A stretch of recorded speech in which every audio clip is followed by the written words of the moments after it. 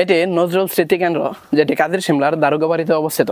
কাজী নজরুল ইসলাম প্রথম যখন ত্রিশালে আসেন সেই কিশোর বয়সে, তখন কিন্তু তাকে প্রথমে এই জায়গাটিতে নিয়ে আসা হয়। বলা যায় এটি কাজী নজরুল ইসলামের ত্রিশালে তার স্মৃতির আঁতুড়ঘর এটি। আর এখানে নজরুলের স্মৃতিকেন্দ্র রয়েছে, তার কিছু স্মৃতিচিহ্ন এখানে রয়েছে।